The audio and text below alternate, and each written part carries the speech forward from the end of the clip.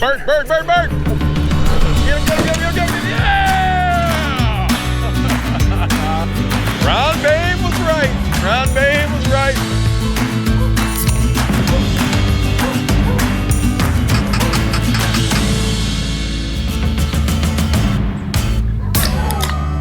I'm feeling spry.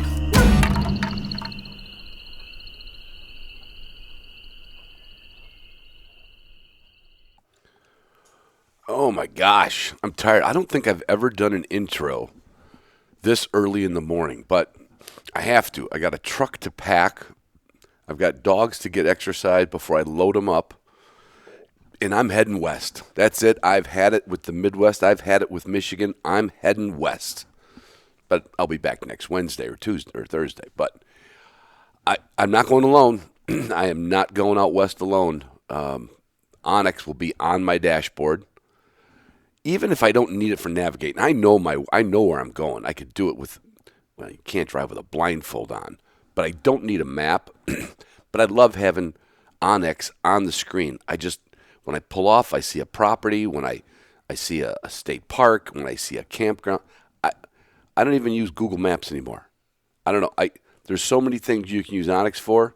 Everybody knows I don't hunt near as much as I used to, but I travel more than I ever did. And Onyx it's the perfect traveling companion. And you could get a really nice discount in a box of Cheerios, or you could use the Hunting Dog Podcast promo HDP20. That would get you 20% off your elite program. But either way, don't leave home without it. And in my case, I can't leave home without it because my phone's in the car and it goes onto my Apple Play. I went to an iPhone, just to let you know. I used to have an Android. Anyway, so yeah, it's with me. I got a gunner kennel loaded in the truck. I got a blue one, okay? And it's got a rain cover. It's got everything. Anyway, it was from Pheasant. If you were at Pheasant Fest, you would have seen this blue kennel. It's really cool looking. I hate being that guy, but when you make the best kennel in the world, I guess at some point you start adding color schemes to it. So every year they add color schemes, and I got a blue one. So Tagus is riding in that kennel, and Vivi's going to ride in the small because she's small, and that one can sit in the back seat of my truck. But again, like on every trip I do, I got my Garmin collars charging up in the back of my four-wheel camper, because the four-wheel camper came with this great lithium battery with all these USB ports and 12-volt port and an inverter, and it's got the solar panels that charge it up. And so it's the most handy thing when I was at the training grounds last night, and there was my collar and my transmitter, my 550 Plus, just plugged in up in a little shelf that I made for him. I haven't been this organized in years. I really haven't. I was going to, if I ever lost my Garmin, or if something went wrong with it, or if I rolled it over with my truck tire, or I lost the watch, which, the watch is the best. The Instinct watch, that is the best. But if any of those things came up missing in action, well, then I would go to DU Supply, and boom, like the cavalry, they would come in, swoop in with a next day mail package or a return label. They are the biggest collar sales company for a reason. DU Supply. So in fact, what I'm doing is I'm going out west. I'm going to be meeting a whole bunch of new puppy owners. They're coming to pick up puppies. I'm leaving some details out because I'm going to do a podcast about it, so you hear about it next week. But I'm going to be giving them some Garmin handouts, like, hey, now you get your first dog. Everybody, besides the dog, the next thing, I can't talk everybody into a gunner kennel, but I can talk everybody who's going to hunt into a Garmin collar, and I can talk them into going to DU Supply to get it. That's a fact. I'm going to have my hydrate and recover. It's going to be in the 82 or 83 degrees this weekend where I'm going. It's going to be hot, okay? It's going to be hot. So the dogs are going to have hydrate and recover. That's right. The dogs will have that in their water. It's kind of like that don't leave home without it kind of a thing.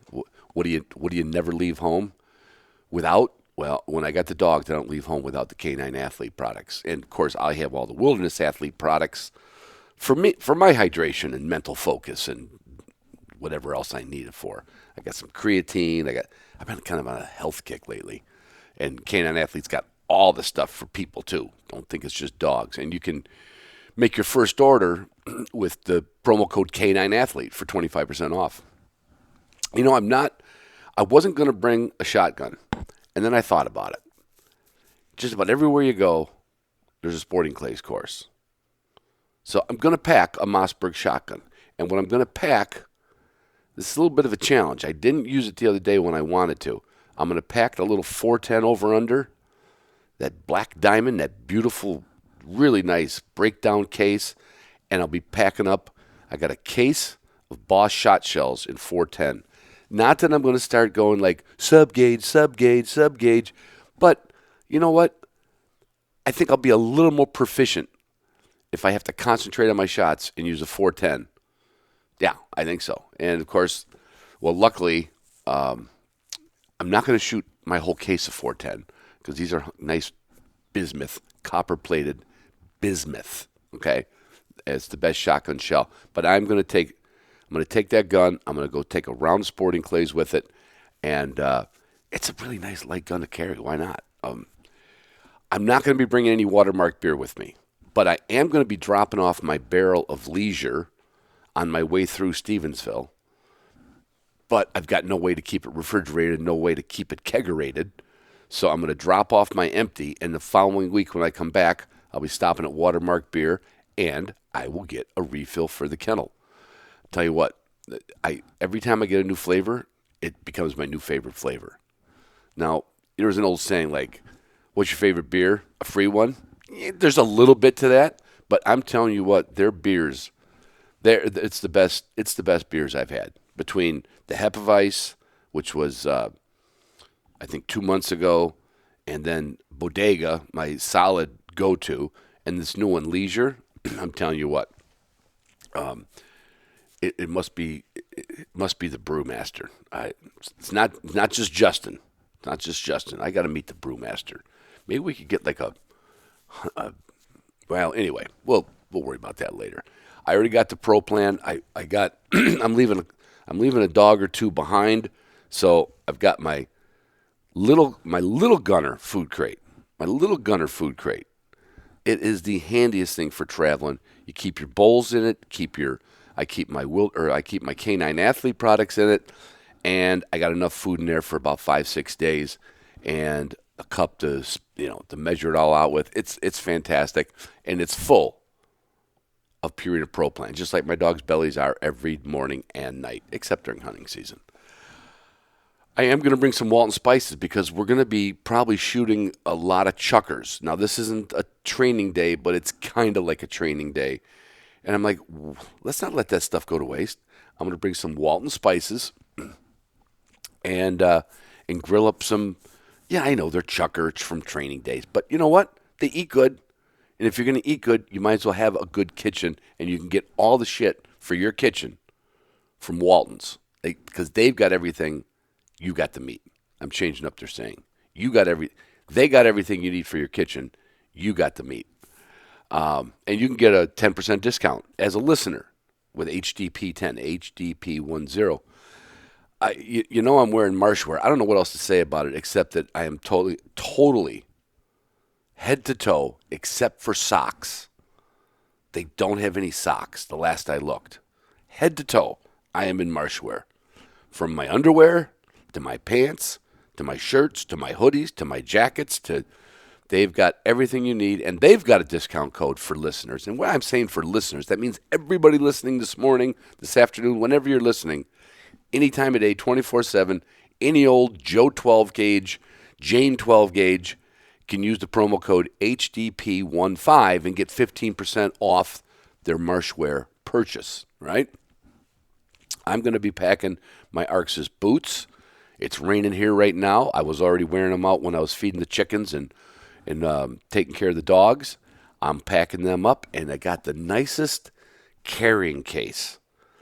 And I used to have these with another pair. It wasn't my gum leaves. It was another pair of boots I had decades ago.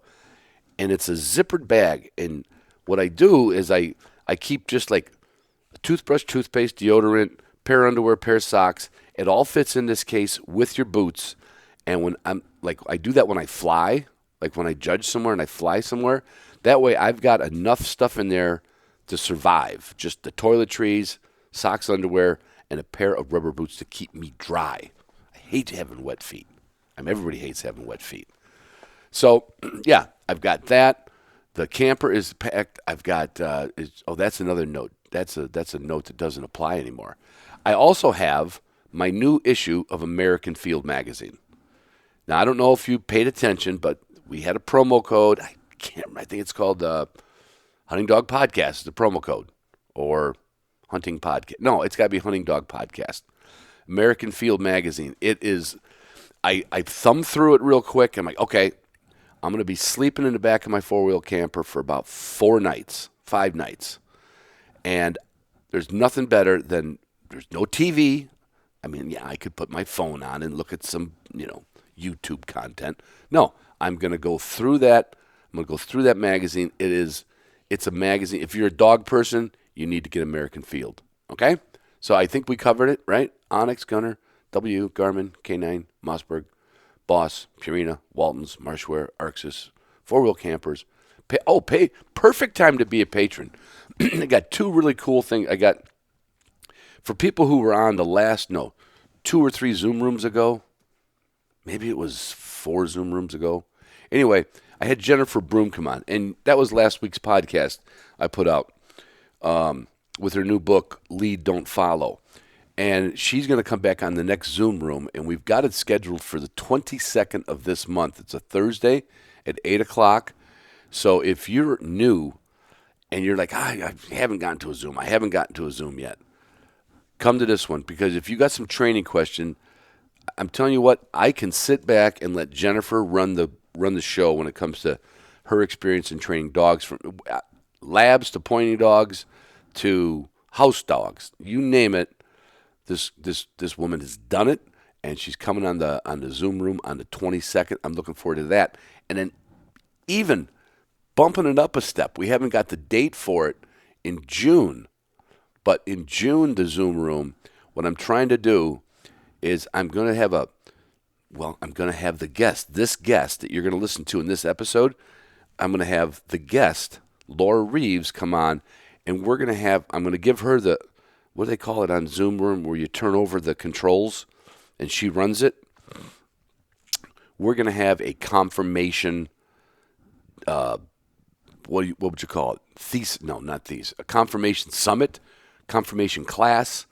It's going to be really, and this is all on sporting dogs.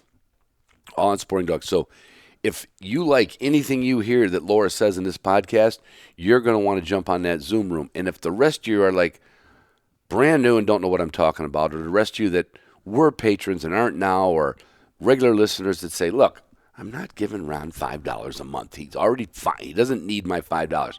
No, we need your $5 a month, but you need the content and the discounts you get, because the discounts are bigger on all the ones I mentioned. They're all bigger on Patreon. And you got some really good, you got the history of my dogs. I've got some videos getting made up from old pictures from my old hunting albums. That's going to be coming up on there.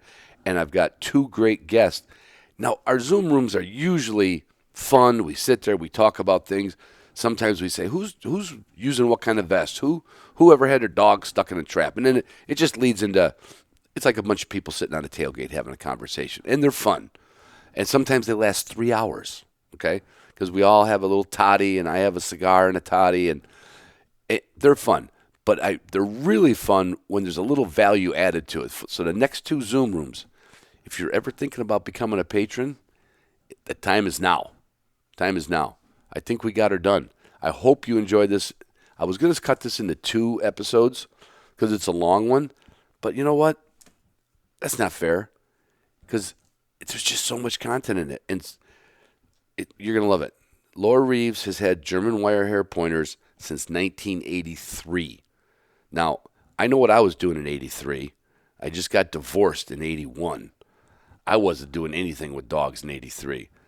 Laura's a little younger than I am. Just shows you how long she's been in the dog world. And her background is a little different than all of us, but not really.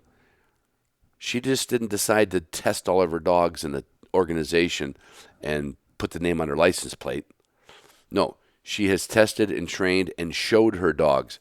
Conformation and health are just as important as performance. You should have all three of them together. So this is going to be a little lesson and a great conversation. And there's some language in it because neither one of us are really filtered in this one. Hope you enjoy it. Can't wait to talk to you soon on the next Zoom. And, of course, next week. Love you guys. Love you girls. Love you girls more. All right, everybody. You know what show it is and you know who this is, so you hit the play button. I didn't. But this guest I'm having on today is a really interesting person that I discovered actually almost a decade ago when I was looking for a name for an additional thing I was going to do on my podcast. And I wanted to do this show called Dog Talk. And I looked it up on a trademark thing. I'm like, God darn it, someone's got it. And then it came up in my feed. I swear my computer's listening to me, right? And then I came up and it was on podcast. It was on like a podcast survey, and it said you have been ranked in the top 100 of dog podcasts. And the first one, I'm like, I know that name. It's called Pure Dog Talk. And that lady stole my name, but she didn't because she got it before me. But anyway, Laura Reeves. I'm going to have you kind of go through your backstory and a little bit, a few of what you do with the dog world and everything else. But Laura Reeves is a podcaster, and her emphasis, Laura, correct me if I'm wrong, it's on the pure breed dogs. Yes. We're not covering pet dogs from the shelter and how to fix their behavior.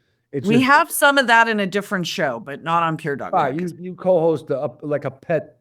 Yeah. Yeah. But this is your bread and butter. You've been doing this for 10 years, like I've been doing it. Pretty close, yeah. Yeah. And you got a slew of episodes. I've listened to a few of them since we connected the last week or a week and a half ago. But give everybody a little backstory from where you're at to how your dog story a little bit. And then we'll dive into all the stuff all the stuff we're going to like start laughing about. Cool. So we had dogs like my entire life growing up. My dad had field trial labs. And when I was probably like 6th grade or something like that, he got sick of hauling hay and building fence for the horses. And he said, if you will just get rid of these blinkety blinking horses, I'll buy you any purebred dog you want. So that's how we wound up tumbling into that rabbit hole that cost much more in the long run than those horses. Yeah. And my first purebred dog was actually an English setter. But not very long after that, my mom got her first Clumber Spaniel. And over the course of time, my father was the field chairman for the Clumber Spaniel Club of America. And we had the first hunting titled Clumber in 50 years. Wow. What is that a rabbit hole we can't have enough time to go? Man, we can go in that we can go in all the rabbit holes, dude. But keep going. So Clumber. Anyway, so we just kind of went that direction. I got my first Wirehair Pointer in 1980, I don't know, 2-ish, 3-ish, somewhere like that. The English setters didn't last. They were very pretty and very elegant and not very bright and not very much like me. And Wirehairs were me. They were tough and they were smart and they might bite you. And as I've gotten older, I have my own chin whiskers. So, it's a good fit. And I went to college. I got a degree in journalism. Long story, wound up as a professional handler for dog shows for about 25 some odd years. And when I couldn't physically do that anymore, I retired from that. And I'm now an American Kennel Club dog show judge. And I have the podcast. So 280, I don't even know, some odd episodes. Yeah, a lot. 680 some odd episodes. Yeah. So you're like me, you crank out about 50 a year or so like that, right? Well, when I started, I got talked into this. So this is the backstory of the podcast. It's what you call serendipity. Okay. Mhm. It's a big word, which means shit happens and nobody knows why. Right. And I was ready to start thinking about retiring. I was thinking about things that I wanted to do.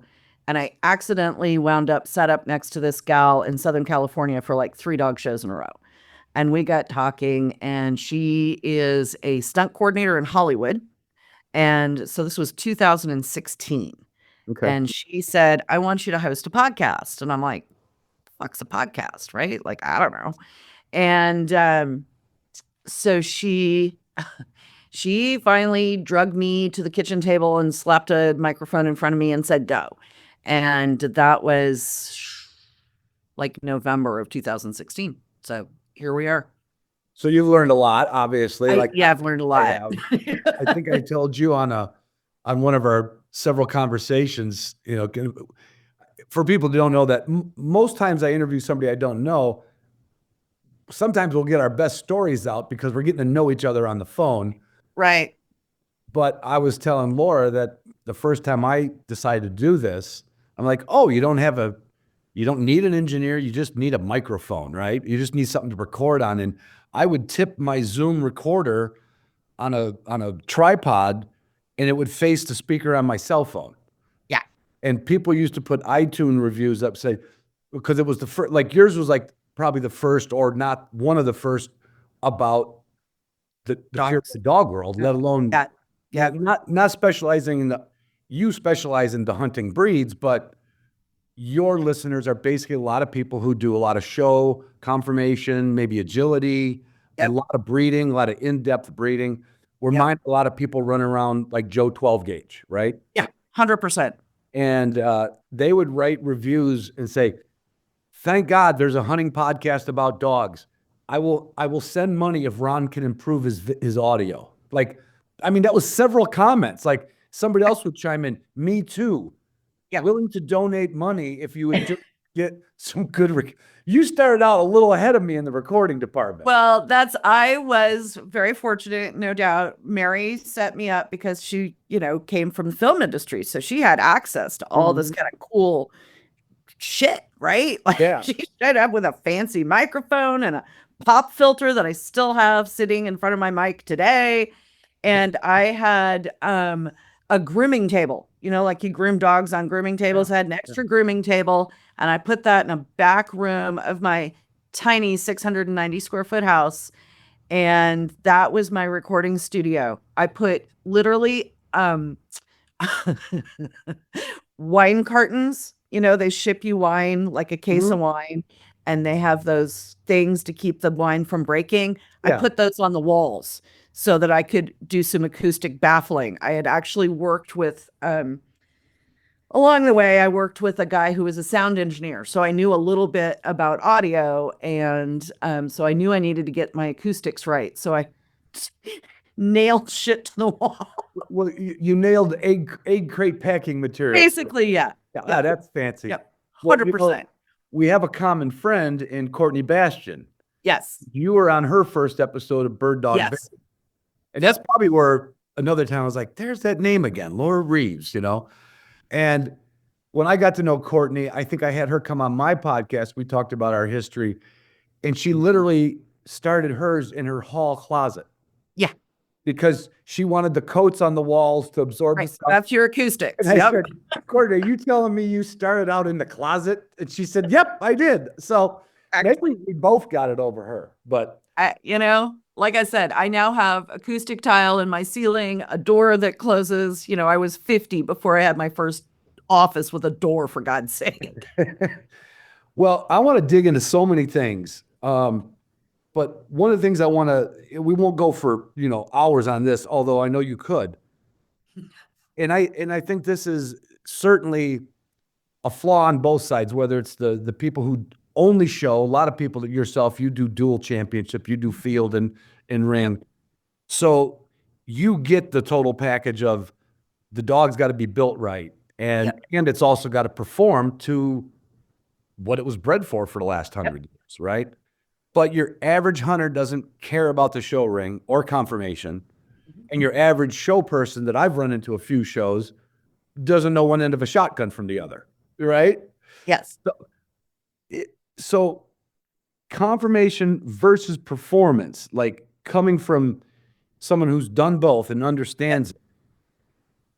Is it 50? Do you think it's 50-50? Do you think it's 60-40? So here's what I think. Just because you've got a dog that will run itself to death, Right. it's got so much heart, so Yep. much gut, right? So much drive, Yep. doesn't mean you should have to, Right. Run to right? death. You can exactly. You should have the heart and the drive and the structure to not run themselves to death. Right. You Right. can have both of those things. And I know there's a whole lot of guys out there listening to this podcast right now, like, bitch, you are so wrong. And I'm like, no, you're wrong. I've Right. watched it. I've seen it. I've done it. Right. Just because it takes more effort, Right. just because you have to work harder at it, doesn't mean it's not worth doing. Right. Because the guy that's got a dog that he just takes out on the weekends, or maybe he hunts every damn day of hunting season. Okay. Yeah. That dog still should be able to live and hunt well into its old age, not just because it wants to and it has the heart and the desire, Because it feels good. Instinct. It, but it's because it's strong enough and physically sound enough to do it. right. And I, you know, and I'll get to people who'll be like, Ron, you're a perfect example of a breeder who, well, I actually did show my Broncos, and then I had some other people show them. So that's where I kind of, I always say, fell in love with the show ring. And partly it's just because there was 500 dogs I could look at. You know, I love that. I didn't connect with 500 people, but I got to see 500 dogs at a big show, you know. And but where I came from was the amount of obedience we need to do at a field test, like just from getting out of the truck and not acting like a ninny and letting, like my first dog, and you can picture, Laura, you probably had people that wanted to go to handling. He would not sit still for me to put the collar around his neck. Sure, he knew he was going hunting. Sure, and of course they're excitable. But a mentor of mine in the NAVDA judging world, I went hunting with him, and this is 30 some years ago. My dog jumped out of the tailgate and acted a fool. Ran through the woods, probably already put up a woodcock or two or grouse. Yeah. Whipping by the truck. I'm trying to literally dive at him. And then I'm mad. I'm yelling at him. Yep. I'm like, shit, you know. Yeah. And then his hunting dog, who had just as much desire as mine, Right. jumped off the tailgate just like mine. And he said one word to me. He said, Buford. And Buford sat. And I was like, oh, I did not know dogs could have control of their emotions and they could go hunt for you. Yeah. And then when I saw it in the show ring, Shocking. like I would see sometimes 10 or 15, not always obviously males and females, but then, you know, separated. And the manners that those dogs had without acting a fool, without jumping on their owner, without dragging along. I mean, like, they looked like they were getting ready for the healing portion of a NAVDA test. Like, Yeah. wow, that dog is well behaved, right? Yeah. That's certainly training and conditioning for Well, both. yeah. The thing that people think, well, you just run around in left-handed circles. Right. Okay, yeah. I run around in left-handed circles in ugly shoes and a St. John suit. You're right. But there is a whole lot more that's involved. There's conditioning, muscle conditioning, there's coat conditioning, there's brain conditioning, the training that goes into the socializing that goes into all of those pieces. Yeah. Particularly when you're, you know, not just showing here and there trying to get a championship on your dog, but when you're doing like what I was doing, which is campaigning dogs towards best in show, it is serious hardcore effort. And most of the dogs that I showed lived with me. I'd have 2 or 3 top specials each year, and they'd go for a year or two. And it is keeping them exercised, keeping their brains right. And Right. each dog is different, right? Like the Spinoni needs one thing and the Manchester Terrier needs another thing and the Akita needs a whole nother thing. Right. So that is a balancing act that is not insignificant. Well, it's, you know, I would say it's kind of like the same in, like when you mentioned Spinoni, it's it's not a Bracco, but it's kind of close. They're from Italy, right? So there's some similarities there. There are similarities. There's similarities, and then you go to a German Shorthair Pointer, which in general are going to be higher desire dogs, faster moving, harder to even calm down. But I've also seen the people, good friends of mine, Nancy Beth and Lisa Pure, for two of them. I've hunted with their German Shorthairs, and I've seen them in the show. Well, I haven't seen them in the showing, but I've seen the evidence. And it's like that dog it just makes you want to like, wow, like, and part of it is just that obedience, but it's so much more. You're not just yelling at them to stack, right? You start when they're puppies. You're like, right. Everything starts when they're puppies. The same like when it's woe training and stand training are not different. They're they're teaching the dog that you put your feet down and you stay there until I tell you not to stay there. Right. And there's a different, posing, and there's different whatever we're trying to accomplish. Right. The mechanics of the obedience of teaching a dog to stack for the show ring or stand its bird are not appreciably different. And I've used training techniques from both sides. Right. You cross purposes for those. Right. I watched Nancy Beth take a 4-week-old German Shorthair puppy, and she holds it in two hands and she kind of drags it backwards on the table, and it kind of makes the dog go like, I don't want to go that way. Yep. She's like imprinting whoa with no verbalization. And of course, then, like you said, imprinting the eventual stack. Yeah. It's absolutely the same. You start with, I just did a litter evaluation a couple of weeks ago. I've got another one I'm doing this coming weekend. You put the puppies on the table, and if they don't want to stand there, you rock them back and forth. You can drag them like they're going to fall off, all of those things. And it is the same basic concept. They are learning to stand up, be handled, have their legs touched, have their tail touched, have their teeth, whatever it is. Yeah. And it is, certainly there's idiot dogs at the dog show, just like there's idiot dogs at any NAVTA test. That's not the dog's fault. You know that. Right. But it is all the same basic principles. Right. And walking nicely on a leash. Like my dogs learn loose leash walking from the time they can get a leash on their little heads. Right. And, all of the training pieces that go into that. I've trained dogs to do the, track at the natural ability. I've trained to do the field stuff as well as the show stuff. And you can use a lot of those same principles on both sides of the equation. And this is probably a rabbit hole that we couldn't get the numbers on unless they're in an AKC publication.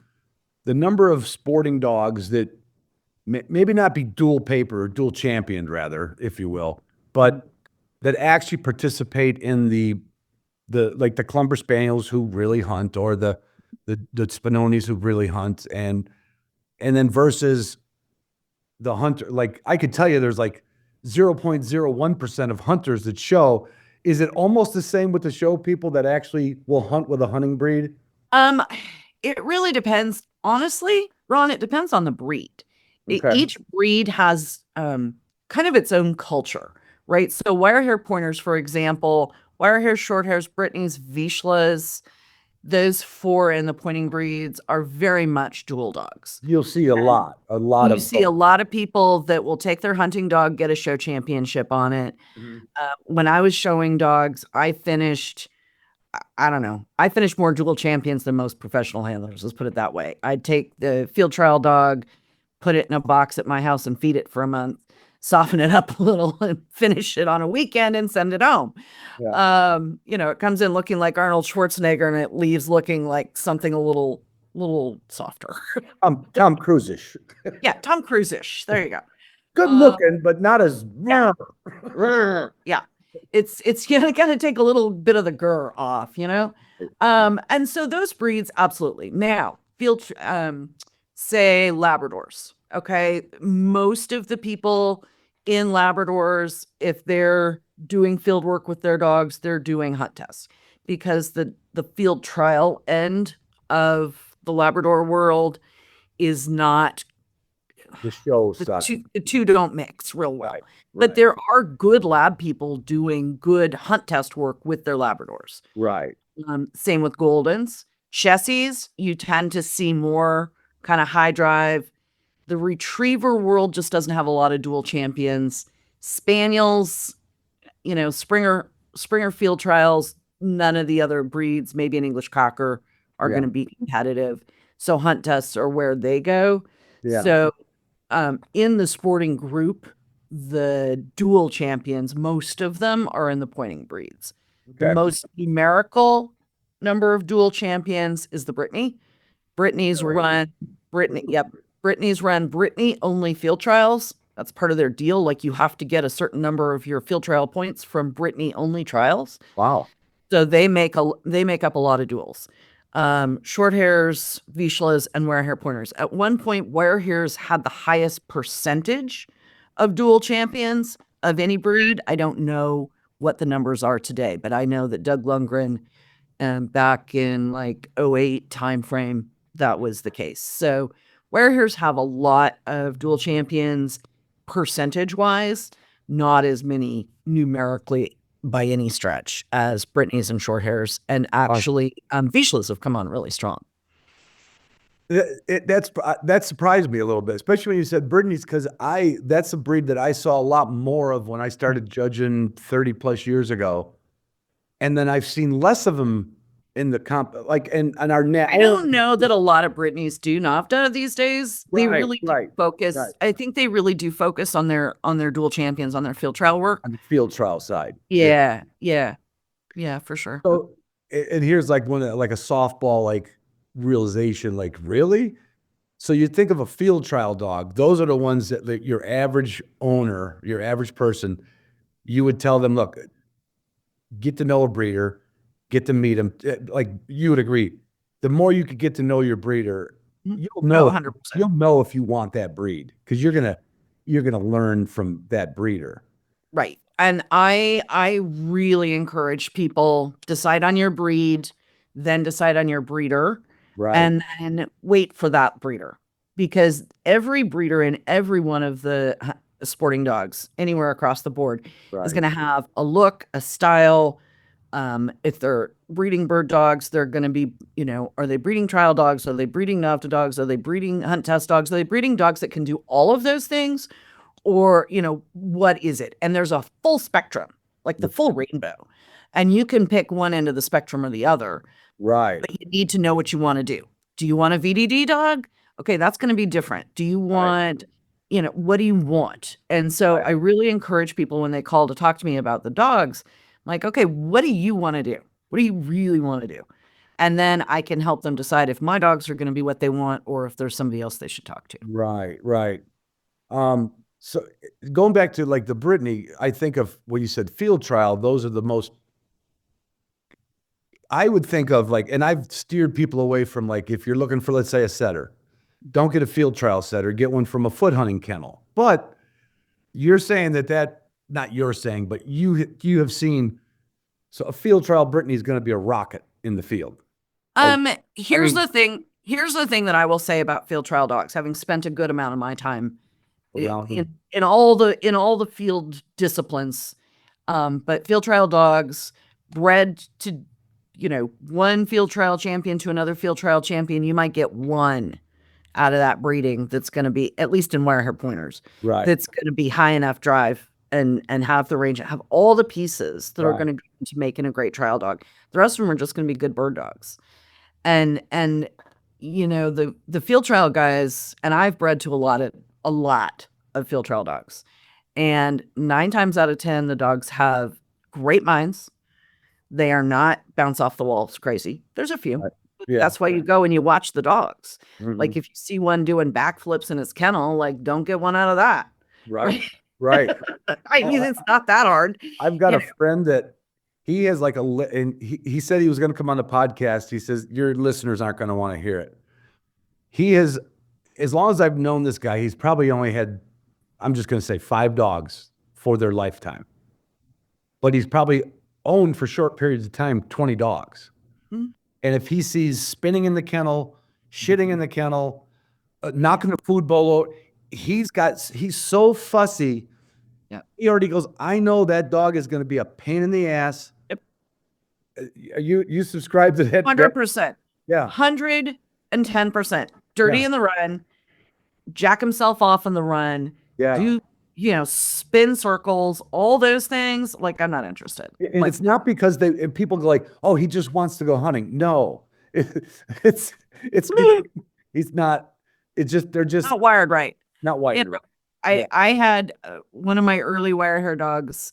Not only would he not have an accident in his crate, like he would die before he'd have an accident in crate. Yeah. He would not potty in his run. Like we hadn't had runs before I moved to Nebraska. And so then the dogs were in a kennel building with actual concrete runs. Mhm. He would rather die than potty in his concrete run. He would wait Yeah. to get let out into the grass paddock to Yeah. do his business. And if he did, by some strange stretch of the imagination, have to go potty in his run, he would like walk around it like, ooh, Right. who wants to be dirty? And I had another dog that was it's actually from a show kennel. And I mean, that thing was a pig, like piss on its own legs, like, Right. ugh, bleh. So it's a thing. Yeah. So my buddy Scott is not wrong. No, definitely not wrong. I used to have a Definitely. couple dogs back in the day, and they were because he said, yeah, the ones that walk in it almost purposely and then paint the back wall of the building with it. Like, why? Hate that. And then Oh, other yeah. ones, Because they're doing like this, and they're running through the shit, bouncing off the wall, and just doing. and you can't really blame it on like, oh, you didn't crate train it, right? No, there's clean dogs and messy dogs, and they're 100% genetic. I Yeah. will tell you, what doesn't pass is beautiful fronts. What does pass is dickhead behavior. And chair sitting. Those are the two things I can assure you definitely get passed down. That's funny you said that because I've noticed that with some offspring I've kept, like especially with the Broncos. I have one here that's never been in a house. It's a year and a half old. A friend of mine gave it to me because he's building a house. He wasn't going to have any time for it. I used to always keep a couch in my kennel. Mm-hmm. And of course, then I would throw it out or burn it. Got Yeah, it on sure. property, would bust it up, put it in the dumpster, whatever I do with it. And I saw one on the side of the road the other day. And it's in my kennel now behind me. It's a little love seat. And this Bronco came out of her kennel. And instead of doing what she normally did, she went up there and curled up on that couch. Mhm. Like, you've never even been on a couch. No, chair sitting is a gene. That dog I was telling you about that wouldn't walk and it wouldn't get it. Okay. That was Henry. His name was Henry. Was very famous. Very famous. He was very cool. He was a champion master hunter. Like, he was just a cool dog. He was kind of a special one in my heart. And he had his own chair at the dog show, like a camp chair. Yeah. You've got an RV and you're set up and you're hanging out. You got X pens and whatever. And Henry would not go in an X pen. No, he would sit in the chair next to me, and I'd go wander off to somebody else's rig. And if I was gone too long, he'd come find me, like that. And every single generation down from him, I'll see one sitting in a chair just like this, like a person. I'm like, oh, that's Henry. Right. Yeah. I mean, it was like she was there her whole life and never knew it. Some dogs would get on there and feel like, oh, I don't know what this is. I'm getting off. And another one that I gave to my neighbor, it wanted to sit in the rocking chair, and it would take the dog 30 seconds to get the balance. And this was an 80-pound Bronco. It did not fit good, but that dog didn't care. It was going to get curled up in that chair. No matter what, it was a rocking chair. And we used to just laugh. That's what actually made me fall in love with the breed. Anyway, yeah, so many of these things are bad behaviors passed down genetically. So I have a question. We're going to jump a little bit because you've bred. I don't know have you kept track of how many dogs you probably are in the. Let's put it this way. I can do this because I've had to do it recently. Between my mom and I, we have bred more than 100 titled dogs. Right. More than 50 with titles on both ends. Right. So that's just the ones that went and did stuff. That's not counting the ones that went on. From your breedings, from your yeah. Mm-hmm. So when it comes to improving things, a person told me this once that I'm paraphrasing this. I could fix eyes and coat and teeth somewhat easily, like with breed. Like, okay, we got extra incisors, we got a bad bite. You know, the way he made it sound was like those things don't scare me as much as the skeletal. Are they? Um, Are some easier to kind of wash out in your Yes. breeding program than others? Yes. This is what I will say. Mhm. Fronts, so front construction, getting a good front underneath the dog, right? Remember that the front is the shock absorber when they run, just Right. like a shock absorber in your truck. You Right. want to run down the road in a truck going hunkada, hunkada, hunkada, hunkada, or you want to go down with a good shot. Okay. So a good front structure, if you've got it, I will sell a body part to keep it. Yeah. If you don't got it, it will bust your balls trying to get it. It Yeah. is a lot of work. It is very easy to lose and very hard to get back. Okay. Croups can be a little, so right, the tail set and where the tail set's on and kind Right. of that structure in the rear, that particular piece can be a real bugaboo to get rid of. Working through that right now. But the things that haunt you other than those structural pieces, like I personally won't fuck with a bite because it's gonna screw the best dog in my litter somewhere down the line and it's just not worth it. Just gonna pop up. It's gonna get you. Temperament, I 1000% will not. If they're weird, they go to heaven. Yeah. I just don't. It's not. Not only are they not in the breeding program, they're not on Earth. Right. Because in my breed, it particularly specifically wire hairs, it is it's a thing. It's there. That's what they were designed to do, right? Guard hearth and home, dispatch small predators up to a fox. Like they're supposed to be a stand-up dog. Right. And too often I've seen people trying to take enough edge off so that they can sort of live in the 21st century, right? And not they're kill taking off- everything that walks on the planet. Right, Yeah. right. So they're taking off the sharp, or they're taking off the stand up, but they're not taking off the sharp, is what I'm saying. Yeah. So you wind up with fear biters or just a screw loose, and you need to have that balance between stand up Yeah.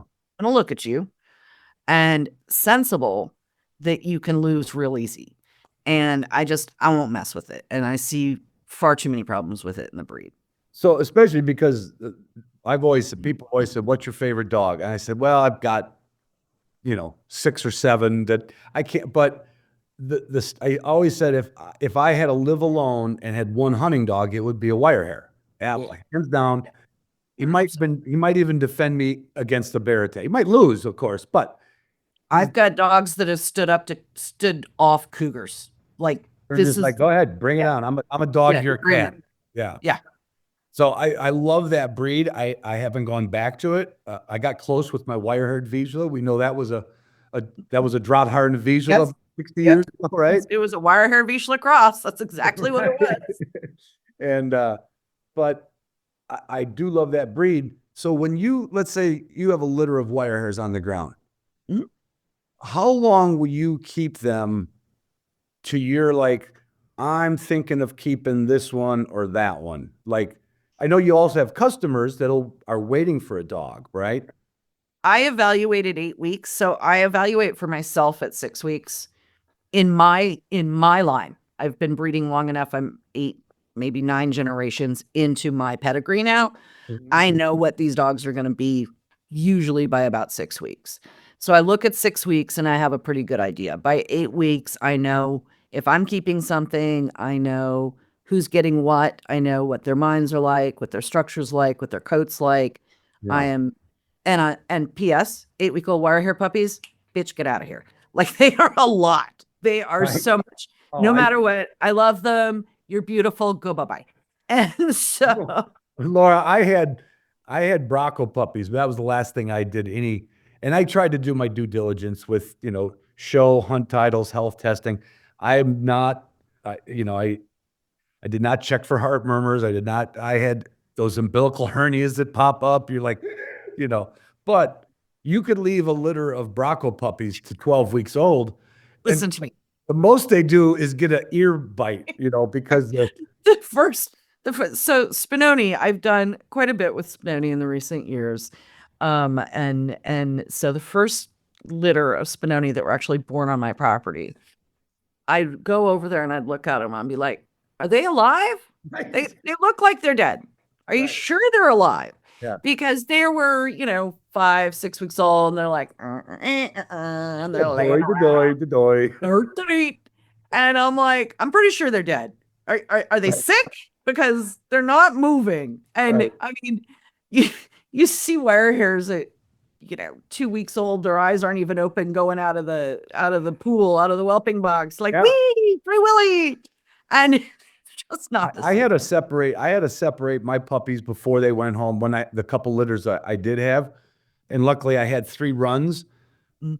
And I would literally, my method was, because I didn't know what I was doing, I would kind of accidentally just rotate them. So it wasn't the same bully in with the same. Right. And then it seemed to work, but I couldn't believe how their wrestling was on a different. I sent you that video, a text. Did you Yeah. get that text I sent you?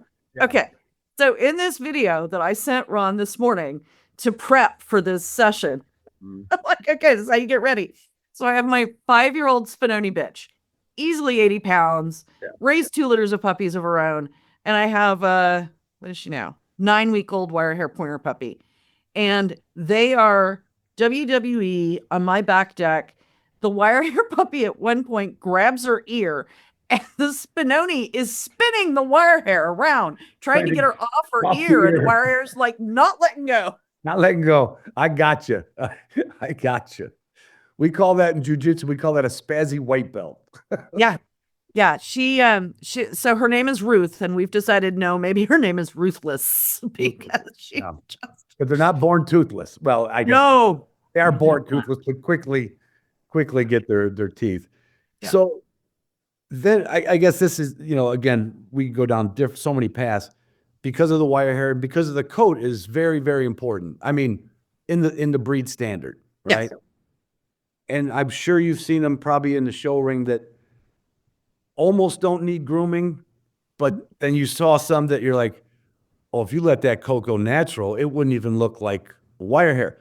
Can you, because you've had the generations, can you somewhat count on your coats? 100%. I can tell you. So that is something you can. Yeah, I mean, litters, it's rare that you get an entire litter full of perfect coats, but I Right. can tell you which ones are which. I At can 8 tell you weeks, if there's you know going to what be a this is. slick. I can tell you if it's going to be an Old English sheepdog. I can tell you if it's going to be perfect. I can tell you almost exactly what the coat's going to be. And even in a breeding program that you're so familiar with of your own, you could still get a sheepdog because it's just a gene that's from a great. That's right. It's there. That's why I say, this person that's saying they can fix coats, I think they're full of shit.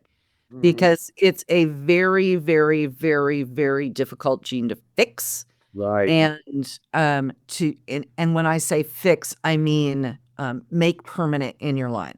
Right. I've been breeding good coats to good coats to good coats to good coats for 8 or 9 generations. Right. And that one time I used a shitty coat 7 generations ago, it's still there. It's like And me blaming my dad for my bald spot, and it's really my great-great-grandfather's bald spot that I got. Yeah, exactly. Yeah, and my mom's, but I'm sorry. So yeah, I'll use so Wirehair Pointers, the standard says that in order for the dog to be of correct type, in other words, in order for it to be a German Wirehair Pointer, it must have correct coat. Mm-hmm. That's what the actual AKC standard says. And then it describes the coat. It says it's naturally short on the head and the ears. It has a moderate beard and mustache, and the coat is from 1 to 2 inches on the body. Now, Right. if that coat exists, I've had it many times. Yeah. And we call that a 10. And then we go down on the sliding scale to a 1. Okay. So if it's in the 7 to 10, preferably 8 to 10 range of quality, I'm fine. Texture, depth, all of those things are part and parcel of what you're looking for. You don't want a thin coat, which can happen sometimes. You don't want,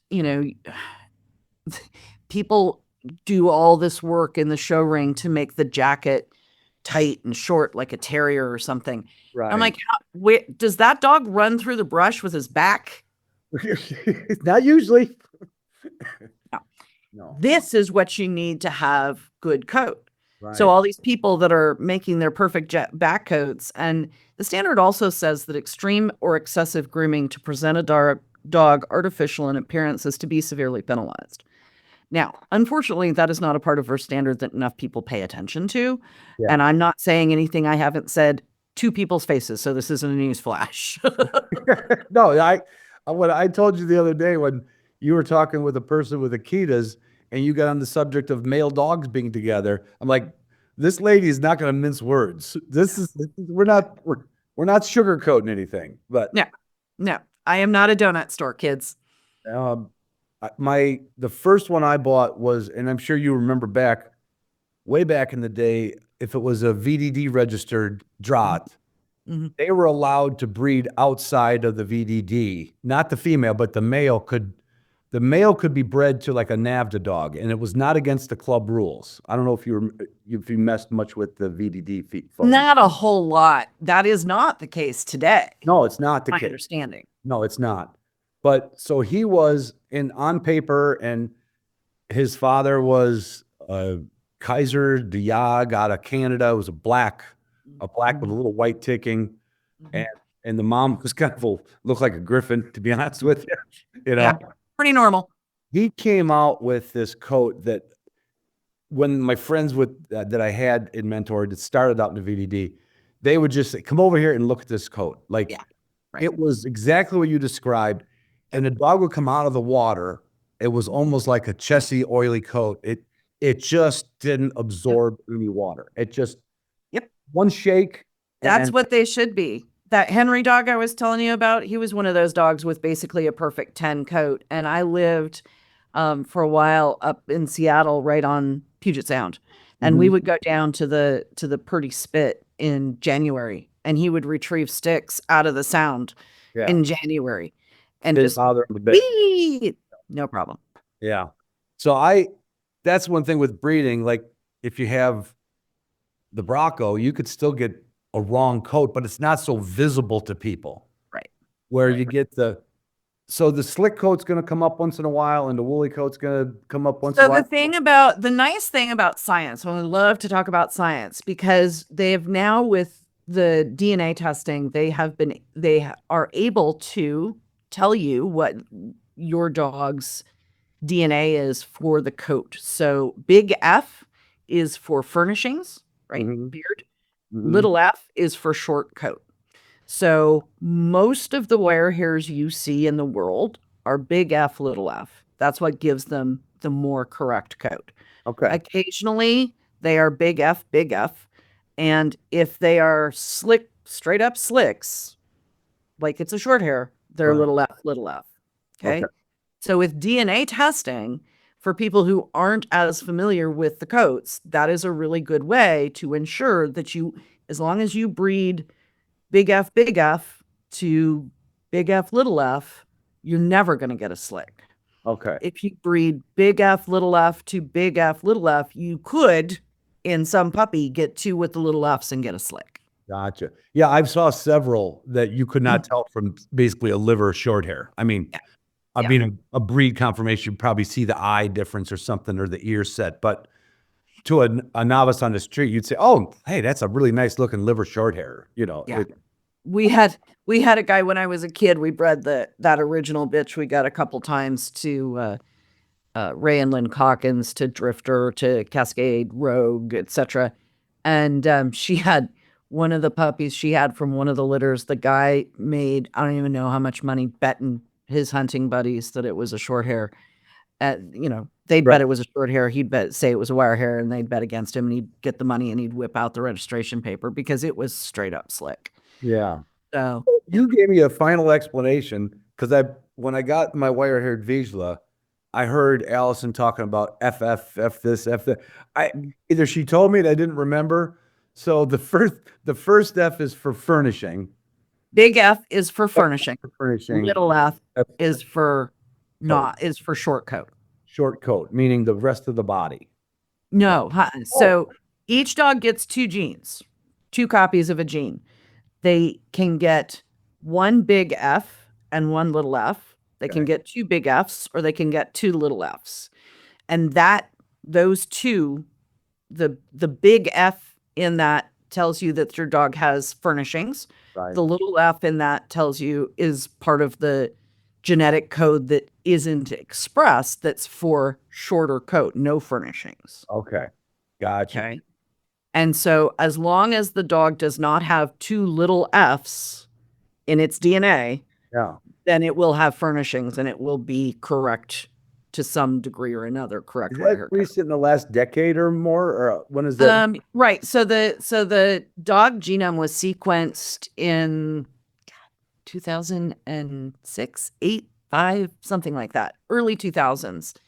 And since then, they've been, coming up with more and more testing. Embark, a couple others. The furnishing test is at least the last 5 years. Maybe it's longer than that. I'm not entirely sure. I mean, I'm not gonna lie, I've never actually I did an Embark test for a different reason, but I've never tested for furnishings just because I know what I've got. Well, and I yeah. don't really have to. And if I get a slick, to me, it's not the end of the world, so whatever. But the Embark test I did was really cool because they were sponsoring the podcast at the time, so I Sure. got them talked into doing this. And so I had done my first ever half brother, half sister. Like I really wanted to make sure that I was doing, breeding sound, solid, healthy, blah, blah, blah. Right. And so the interesting piece about dog breeding, the COI, right, the coefficient of inbreeding that you see on your pedigree is estimated on the pedigree. But Embark has a way to test the actual COI of each individual puppy. So you test the sire and the dam, and then you run the Embark test on all of the puppies, and it tells you their actual COI. So the estimated pedigree COI for that litter was like, I don't know, 18 or something like that. Okay. It was pretty high, but not ridiculous. And I had everything from 15 to like 28 Wow. COI in the individual puppies. And it's important to remember, puppies are not identical twins, right? Each one has its own genetics. Right. And it was just such a great way to look at that and break it down. And I kept the bitch that had the lowest COI of all of them to breed down from. So Yeah, that you're starting to go over my head like my math teacher did, but I like it because sometimes I'll remember some of these things. sorry. No, It's but cool. I mean, It's cool. Science is cool. it is. And that's another thing where, like, I would say I've always been astounded by, you've ever been around any hound people, like Yeah. in, hunting Yeah. and work. Yep. There's guys, and I'll make fun of them. They're driving an old pickup truck through the mountains. The only thing I met these guys in Virginia every time I went grouse hunting. Right.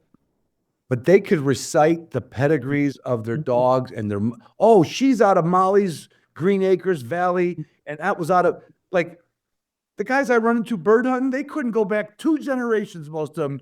What's she out of? I don't know. I got it from Bob Ferris. Oh, I got it from Clyde Vetter. That's where we go in the hunting world. I got it from Bob Costanza. You know what I mean? We talk about the breeder instead of the lineage. Right. But to show people, you guys have that lineage in your head too. Well, I do. Really? No matter where you go, whether you're in the bird dog world or the dog show world, you'll find people that are breeding ribbons to each other. Guys that are breeding test score to test score. Yeah. People that are breeding dog show ribbon to dog show ribbon instead of actually looking at the pedigree.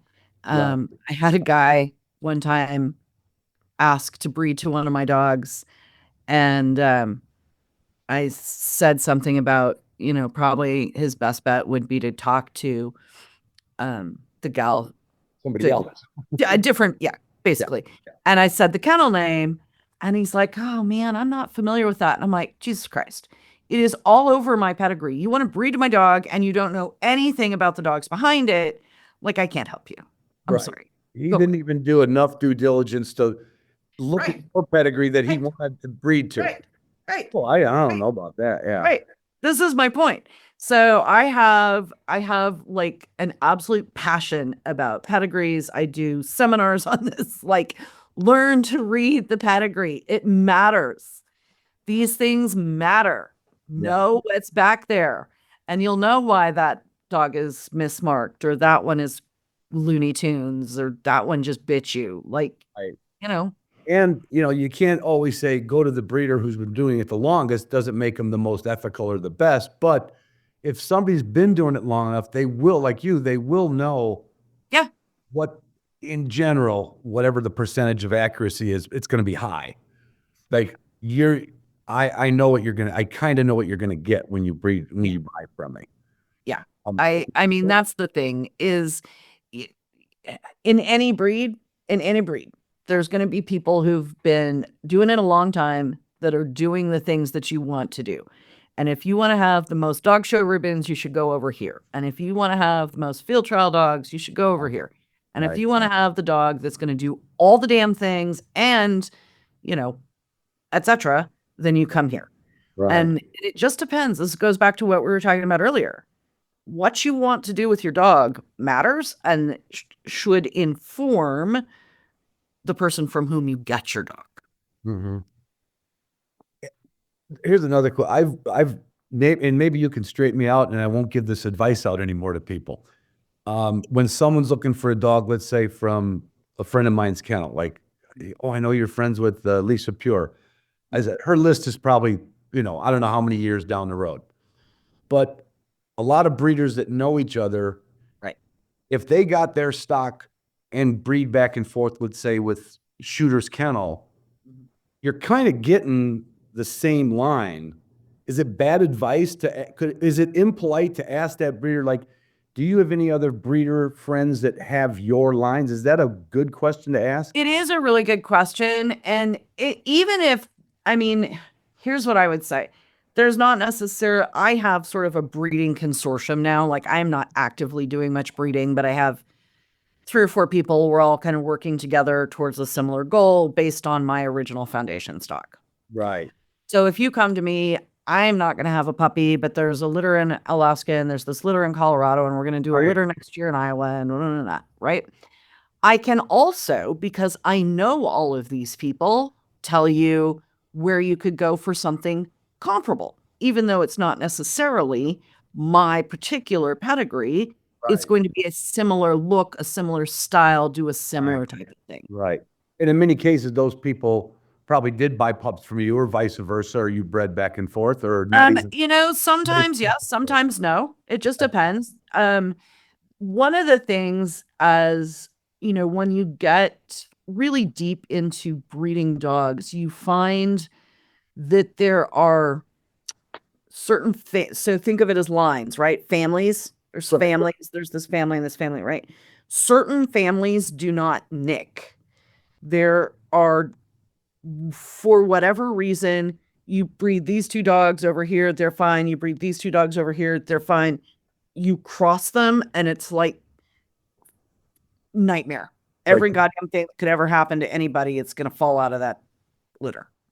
I remember that word Nick from, I think, a Bob Whaley book. Mm-hmm. Yep. In fact, you will laugh at this. But when I talk to people about pedigrees and dog breeding, and I have my resource shelf, Snakefoot is top of the list of what I recommend.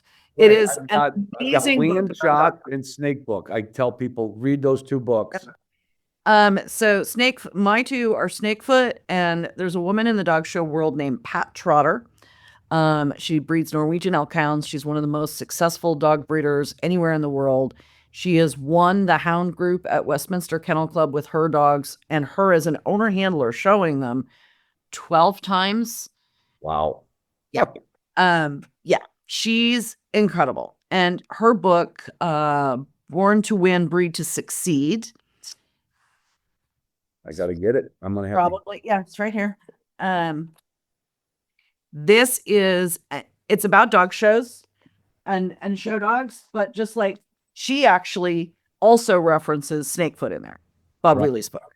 Yeah. Okay. Dog breeders are dog breeders are dog breeders. Your goal as a dog breeder is what defines your dogs.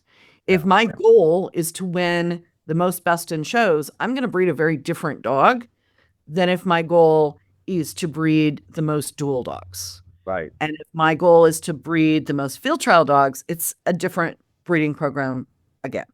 Right. And so set your goals as a breeder, set your goals, decide what your goal is, and Right. then breed to meet that goal, make yourself happy. Forget about the rest of the people. Yeah. And that's hard to do because people are impulsive when they want the dog. Well, you know what? Yeah. Breed it and they will come. Build it and they will come is a thing. It's a thing in dogs too. People put less thought into having their own babies than they do buying dogs. And it should be the other way around. Well, I wish more people would put more thought into buying their dogs. But yeah, there's human children's a whole nother topic altogether. All right. I want to get a little bit of, well, I'm not even going to go down the road of AKC, other than that's the biggest show, ring in this country, right? That's the biggest venue for it. Yeah. So I'm going to refer to AKC. This is something I ever since I got into the Brocco breed, I'll watch Westminster because I'm going to probably see a Brocco now, or at least a Spinoni or a Weimar. I'm going to see the dogs that I get to see while I'm judging them in the field. Right. Yeah. But then you judge a lot of sporting breeds, right? Not just a couple. I judge soon by the middle of this year. I'll be judging the entire sporting group. I'm not quite there yet. I'm lacking 2 breeds, but I'm almost there. So you'll go to a judge's education seminar for that breed, then and add that breed to your repertoire. So here's just like none of the questions. Like when I look at, I think a good example is a good friend of mine, Camille Rice, raises Weimaraners up in Michigan here. I can kind of look at that dog and I can see the little bit I remember from angles and rear ends and necks and croup. So I can kind of like, oh, I see that. Sometimes even with the short hair, with all the liver and tick and spot, it kind of masks it a little bit. Now you got a dog like a Cocker Spaniel. Now I know the English field Cocker is not the one we see at Westminster because I don't know if they could walk on a leash. Okay. Yeah. And I've got one. I love this little thing. But when you're judging a dog that's like so coated, even like a Spaniel, I know you put your hands on it, but can you still, are the hands more important than the eyes at that part? Where the eyes come in more with the trot or the walk? Right. So here's just completely me. Okay. And this is based on other people telling me, but this is how my brain works. Mm-hmm. When I bring a dog or a group of dogs into the ring, I don't want to see them standing still. I want to see them moving. Mm-hmm. And what I see moving, then when I put my hands on, I'm going to confirm why did it do that? I should be able to feel that. Right.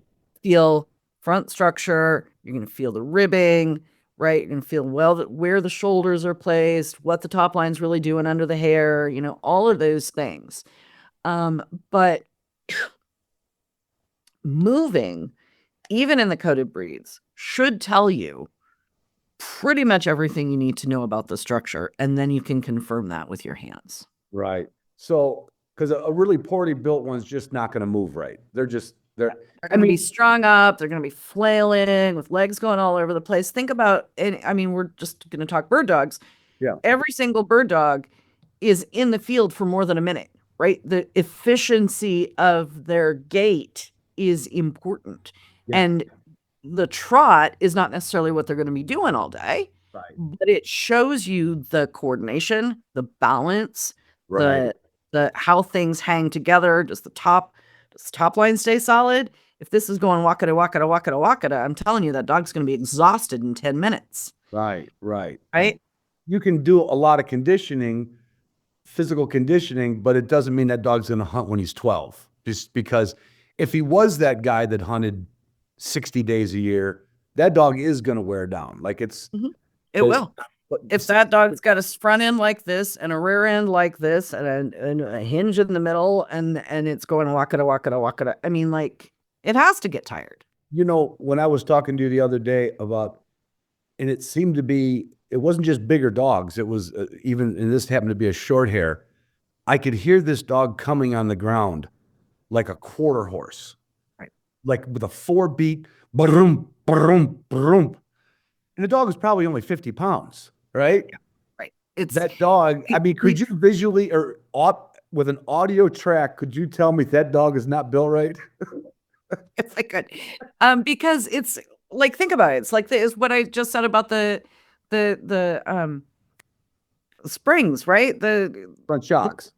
front shocks, right? You've got to have, this is your shoulder angle right here. Yeah.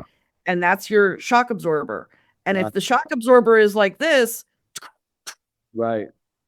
right? The joint's Instead of not even being used. It's just like bone on bone. Yeah. It's like rattling down the gravel road in a busted out Chevy pickup. Yeah. Yeah, I've done that. So have I. I'm saying it wasn't fun. I can audio hear those trucks coming down the road because I'm like, okay, that might be the farmer, and I might have parked in front of the gate. I want to transfer a little bit to, because you have you even spoke at the NAVD annual meeting a few years ago. Yep.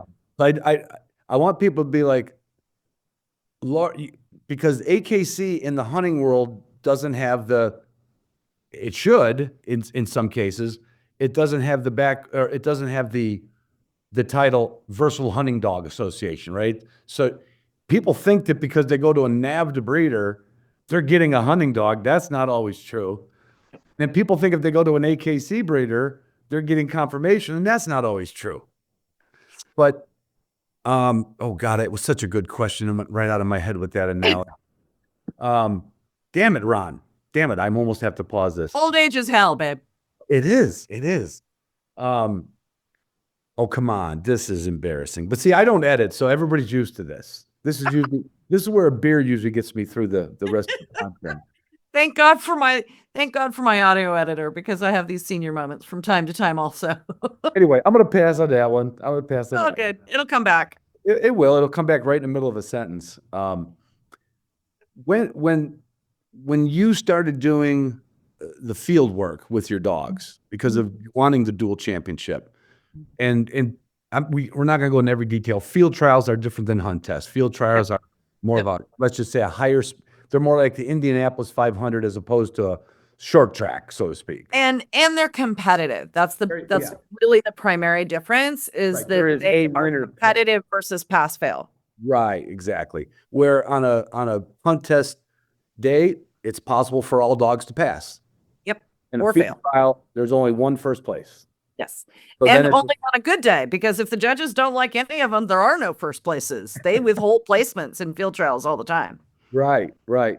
So when you started, what was your background to get involved with the hunt testing? Because, I mean, not that, like you said, you had the first clumber that actually got a field championship. It wasn't a field championship. It was a I'm field sorry. title. It was Right. the first one was a working dog title. So way back in the day, when we first got the clumbers, there was not even spaniel hunt tests. My dad and Plaus Verne and a gal named Ruth Tobacco from Cockers and a few other people worked with the American Kennel Club to create the hunt test program. Okay.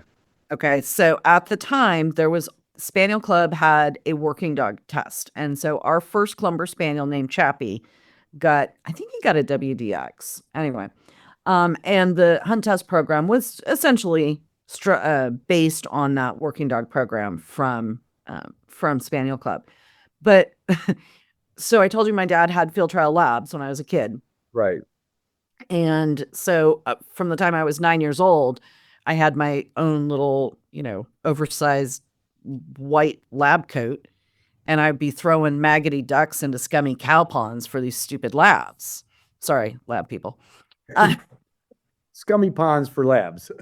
Yes. Yes, indeed. Maggoty ducks. That's the really important part. And so all the field trial guys, the lab guys, I don't know if y'all know any lab guys, but I'm telling you, they're their own breed. And they all thought I was like the coolest kid in the world, because if the dog was not on the mark, I was the one who would go into the scummy cow pond and get the maggoty You're duck. the favorite kid on the. I was 100%. And, this went on for years. I hunted obviously with my dad. I grew up hunting, one of my very earliest memories ever was deer hunting with my dad and patting the deer. And I'm like, I don't know, 4. And he's telling me the entire story about why you hunt and game management. And, I'm 4. So You were imprinted with hunting. yeah, 100%. So when somebody 100%. told you we're going to do a search for duck, you're like, well, that's not even going to be a maggoty duck. That's not even cool. So anyway, fast forward, I'm in high school and my dad did not want me to have an after school job because he wanted me to concentrate on my schoolwork, blah, blah, blah. And so he would pay me what was then minimum wage, like, I don't know, $1.50 an hour to train the labs. I did blind retrieves. I did a lot of games of baseball with the labs to teach the clumbers how to swim because most of them sink like rocks until you teach them how to use their back legs. Oh, And teach the wirehairs to retrieve because a lot of them, wirehairs don't really think retrieving is their job. They want to like keep going and spit it out at you and stuff like that. So getting good retrieves on. So I was training bird dogs in high school. That's what I did. And so I just took that forward, and it was always really important to me with the wirehairs that, that my dad always, if you will, beat into us that there's no need for a dog to just be a hunting fool or just be pretty. right. And it was one of the great things about the wirehair is you could have a dog that did both. And so it was very important to me. Life's too short to hunt over an ugly dog was actually mine a long time ago. So Well, there's a whole catalog named Ugly Dog after that. yes, indeed. After After a wirehair. They a girl that bred to one of my wire hairs sold a puppy to the former owner of Ugly Dog. The ugly dog guy. Yeah. Yeah. Terry Wilson. Yep. So, but I'm gonna go back to, so you said something, now I'm gonna have to jump on it because you're saying the clumbers didn't use their back legs. No. Okay. No. The first clumber we got, we took him out to the pond. He jumped off the dock and like, hello, hello, waiting for him to surface, and he's not surfacing, and had to go drag him out. Like they literally don't necessarily come out knowing how to swim. You have to teach them. You hold them up Yeah. and start using if you put something in their mouth, it helps counterweight them. So yeah. Yeah. So this happens with the Bracco breed a lot. Mm. And it's so terrible when you see a 60, 70-pound dog that's only using its front feet. Yeah. I've got one now. I would never do anything besides I'm going to feed her for the rest of her life. She came from a friend in Wisconsin. She does not use her back feet. I've Okay. bred a couple that I got to people and they call me up. I'm like, I said, try it. So listen to me. Go out there in the water with them and hold them up under their stomach. Yeah. And they will start using their back legs. And if you put a bumper in their mouth, it counterweights them and they get it. And they will learn how to use their back feet. Even an older dog, you think? 100%. I don't like that. I don't like the first clumber. That first clumber we got was 1.5 years old when we got him. The gal had proofed his obedience training next to the duck pond. Serious. They couldn't swim. No, could not swim. And was the first dog with a hunting title of any kind in 50 years. That was Chappie. Wow. Gives me a So little. yeah, you can teach them how to swim. Yeah.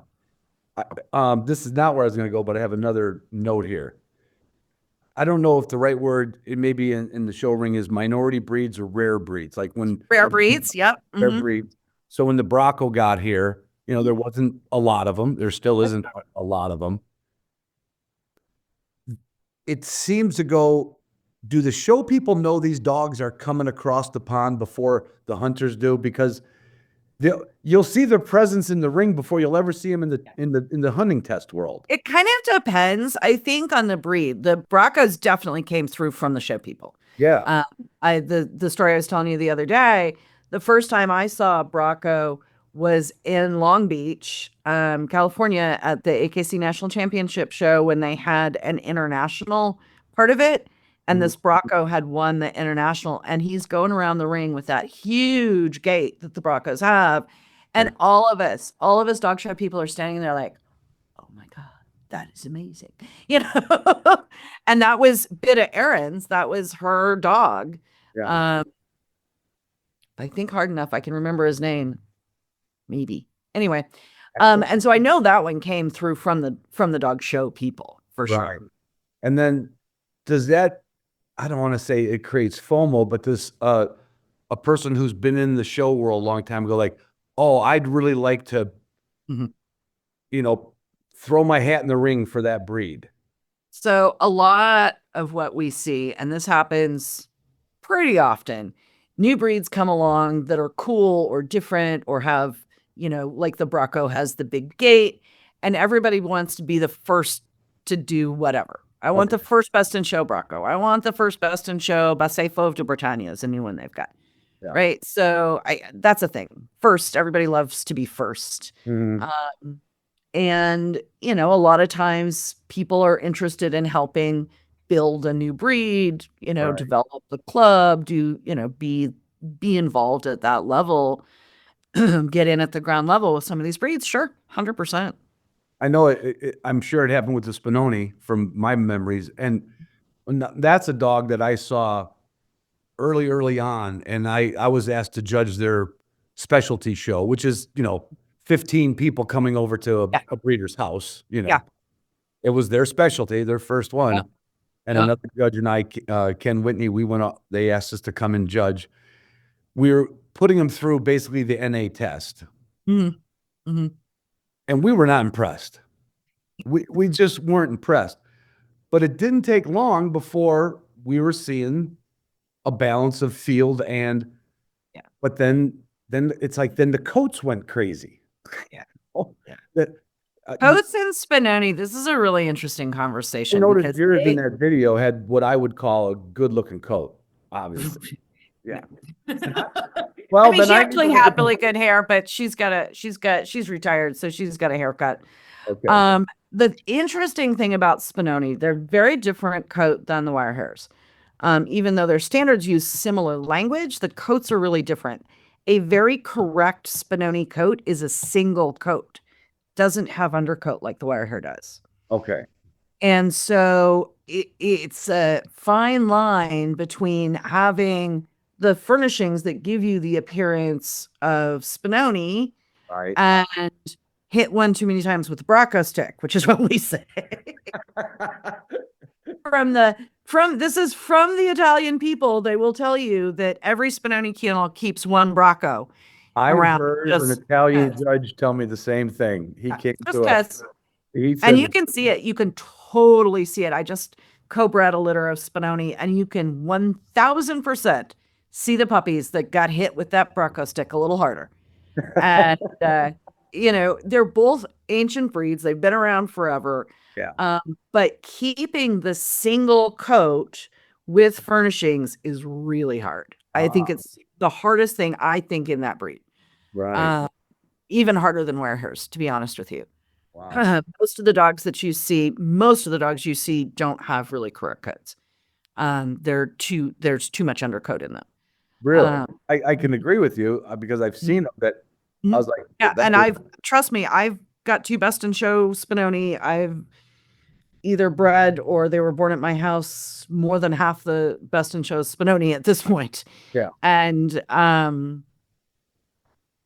it's just a challenge. It's just really, really tough. And then trying to get the correct structure for the breed, which is also very different than any other breed. The Yeah. correct head planes for the breed, like Bracco, is really important. Right. So all of these pieces, I do think breeding a really good, correct Spinoni is very challenging. Very challenging. Now, how about now we were talking about the traits, like whether it's the performance or the sharpness or the demeanor. I had this judge, and I took it as a compliment. My first one, he was too long in the torso, like Too long in the loin. the loin. Yeah, I'm sorry, in the loin. Mhm. And I'll never forget the judge. The first came the compliment sandwich. Or the insult was like, Right. "This dog is too long, too long." And once I saw the other ones, I'm going, yeah, I see that. I see that. Yeah. Because But then- Bronco are supposed to be really, really square. Right. Not long, not rectangular. Yeah. But what he said was, because he spent the whole day with him and we had like a little 5-minute field. He wanted to see him in the field and then he wanted to see him in the ring. And then he comes and he says, "But this dog here," I'm doing a German accent because I can't do Italian. He says, "This personality, demeanor, this is a Bronco." Yeah. Like whatever. So do you see that? Like it might not be built just right, but you'll see what the standard, does the standard have the personality in it? Like, A lot of times it does. So, for example, Spinoni, the standard calls for a human-like expression. I've heard And that. it's very true. Big spongy nose, rounder eye, set forward versus the Bronco that's set oblique, right? And Right. that's that human expression in the eye. And you look in a Spinoni's face, a really good one, and they look into your soul for Yeah. real. Yeah. 100% for real. Think of a dog like a Doberman that it says the look of eagles, right? And Afghan, far gazing, so they should have the essence of the breed in the standard, and they should exude the essence of that breed. That Whatever. must be what he saw. The look, the way it connects with you, the way its eyes. Because people used to make fun. In fact, if you remember back in the day, Pointing Dog Journal was a Oh yeah, forever. 100%. The last page, they always had that guy that wrote he would beat up on the pointers and compliment the setters, Right, And he right. said, yeah, they got a 10-mile stare in them. But Yeah. that's probably the correct stare. Yes. Right? As opposed to the soft, what do you Right. need? And every breed is specific. The Clumber standard, they're dignified. They should look, my father called them the fat old man's hunting dog, and he was a fat old man, so he could say that. And so they should have the carriage, the expression, the look of the breed that they are. We in the dog show world, we call that type, breed type. So breed type is what makes a Bronco and a Spinoni, and they're not the same. Right. And if I look at that Spinoni and my brain says Bronco, it's wrong. Right. Does that make sense? Yeah. So you kind of get the breed enough, even just some of the little things they do while they're standing there with their owner kind of says things too, right? I mean, Yep. they're like, some dogs are just meant to sit next to you. Like they look like, yep, Mhm. I'm not budging. I'm fine. And other ones, even if they could be well-trained, breedable dogs, they don't want to sit next to you. There's just always a little something they're up to. They're looking all over. And Wirehair. Wirehair's Wirehair's quiver, even when, they have that electric energy. And Yeah. one of my best show dog Wirehairs was a dog that, I could not force her to relax in the show ring. Like she wanted to be on and show. We'd be in the group for a half an hour. And if I tried to make her rest or go sit down or whatever, she'd be like, "Bitch, no." And she would get so mad. Versus the Clumber Spaniel, whose favorite thing was to go lie down in the corner with a cool cloth over his head until it was his turn. Right? So every dog is different and every breed is different and should exude that about them. Yeah. Because that's where I always get, when I start looking at Westminster, I should watch, not all of them are, that one's nationally televised, obviously. So it's, you can catch it on and there's commercials will let you know when it's coming on. When I see like the little toy dogs, I'm like I can't relate to them because to me, they all look like they're going around the ring the same, but there's still something there for. Oh no, the toy breeds are amongst the most detail oriented.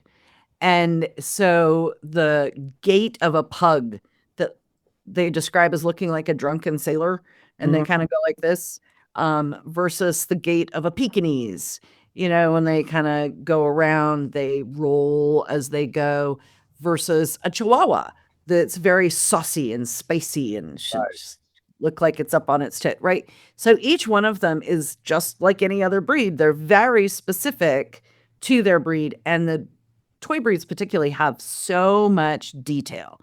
It's the shape of the eye, the shape of the head, the set of the ear, and it is a challenging group. I judge a few toys, and it is a really tough group to get it right. And they kind of look at me askance because I come from the sporting dogs, You're- yeah, they got those dogs that actually put dead critters in their mouths. Yeah, there's a whole thing. Like the first time I showed a terrier in the terrier group, it was a thing, because in the terrier world, you are a terrier person or you are not a terrier person, and there is no in between. Wow. And so I was showing an Irish Terrier, which is a very handsome, tall, red dog, and they're very hot. And the owners had to ask somebody that was another judge. This is way back in the day, if he thought that I would be okay to show this dog, because I wasn't a terrier person. Right. And I came in and I went with this dog, and people were just aghast that this dog was being shown by someone that wasn't a terrier person. Wow. yeah. So some of that, what was that famous movie? Best in Show, 100% real. 100% real. They didn't have to write. They didn't have to make stuff up for that show. No, I was almost in that show. I was supposed to be in that movie, and my client had called me up. It was being filmed in BC, and she called me up and said, "Hey, do you want to do this movie shooting?" And I'm like, "No, dude, I got too much to do. No. Yeah, well, there you go. Could have been in Best in Show. Yeah, and most of the extras in that show are actual dog show people from Canada. They were they just used dog show people. Yeah. Yeah, 100%. It is real as a heart attack. I have had every single one of the main characters in there I've had as a client. 100%. No joke. Here's something else. I remember I was telling you, a girl, because I walk with my knees out and I've got a little lean in my back. And when I was showing my dog, she said, "Ron, you're a distraction to the judges because they're wondering what's wrong with you." Yeah. So she took my dogs through the ring. It's got to be, I don't want to say a whispering thing, but kind of like an untrained ring dog with a well-trained ring handler can look like it's been in the end zone before, because that dog looked completely different. I do it all the time. When Wendy put my dog through, it never looked better. And she had about 15 minutes to work with it, with a little bit of, I don't know what she was using, dried liver snack or something. And she turned that dog into a show. Like that amazed me. Yeah, that is a real thing. It is. I used to do the Wirehair people would come, and I'd try and get the field guys to come in and show their dogs for the All-Star or something. So I do Auntie Laura's 30-second handling clinic, and I'd show them, this is where you put the leash, this is how you run, this is what Yeah. But yeah, let's say it this way, Ron. If you are going to have brain surgery, you want a brain surgeon to do the work. Yeah. Someone that's trained. A podiatrist, not a podiatrist. Right? Not a podiatrist. And it's really that simple. Professional handlers, people that do this for a living, which is what I did, we have shown so many dogs, so many times, so many years, so many places. For us, the basics that for you that's new are like breathing. Right. And we know all of the tricks to get any dog to look its best. Right. That's our job. We are getting paid to do that. Yeah. And people think, oh, you're getting paid to win or you're getting paid to do that. No, you are paying for my knowledge and my experience. Right. Your dog may not win, but I'm going to do it. Yeah. You are paying for my knowledge and my experience. And what the judge points out is not my problem. But I will make your dog look 1,000 times better than you make it look, and that's just a fact. Well, I want to also say something that I was Googling some more stuff about you. And Oh God. oh yeah. Well, you have a confirmation, like online confirmation clinic. Mhm. And I want to get that because I like this is almost embarrassing. But in the versatile hunting dog world judging, we give them a coat, Yeah. not really a confirmation. It's just a coat. We give it a harsh, medium, You pick it up and you look at the belly when they come out of the water. Right. And we check for 2 testicles or unfortunately Look at their teeth. look at their teeth. So I've learned, but I have whoever's dog I meet, I am in their mouth. Like, as long as it's a dog that's, Right. okay with it. People are like, why are you doing it? I said, well, for one, it tells me that this dog is not squirrely. Because if a dog hasn't had his teeth examined before, some dogs they're worse than my freak out. they're worse than my grandkid the first time at the dentist. It was, 100%. So if a dog that hasn't had his teeth examined lets you look at him, he's got a pretty good noodle. Like he's not. Yep. And so I make a habit of like counting the 42 teeth and looking at them and seeing if the molars are lined up. And people like are impressed with that. But I would love to learn more. Like, wow, your front angles really, it should be. So 100%. I'm all about it. Let's do I a want- structured action. I want to get a little bit, I want to feel half as comfortable with teeth with their body conformation. That's my goal. And I can make that happen for you, man. this organization that I'm now judging for called the Versatile Hunting Dog Federation, Right. Right. kind of based out of Boise originally. It's Jeff Funky, right? Jeff Funky, right.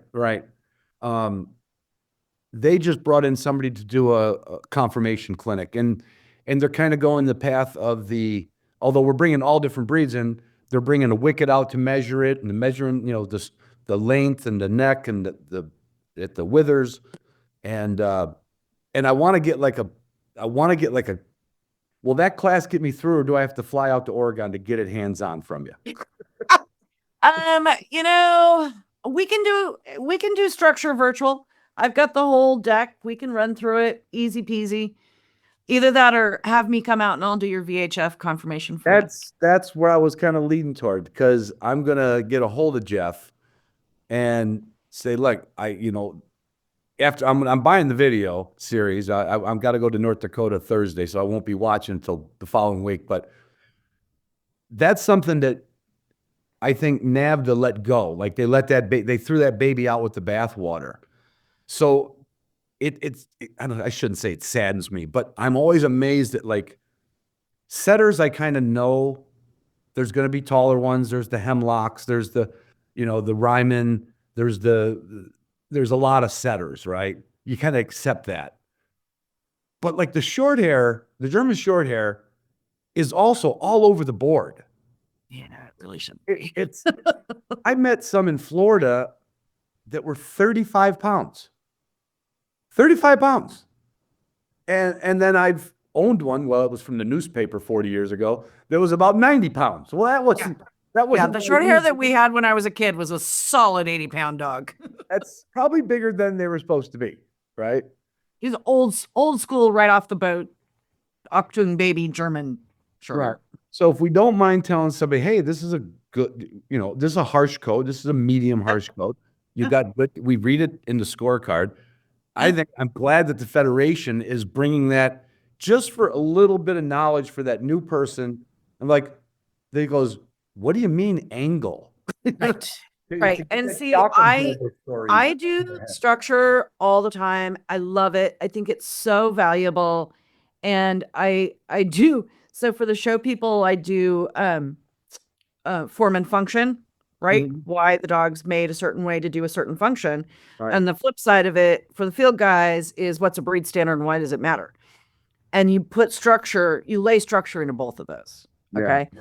And it's just a little bit, and the golden retrievers and the labs both show dogs have trying to remember what they call it. They have just an evaluation right? Like you're not getting a championship, but you're getting a certificate that says your dog was evaluated by a judge. Right. And I think that that's something that would be a really great way for VHF or NAVTA or whoever wants to do it,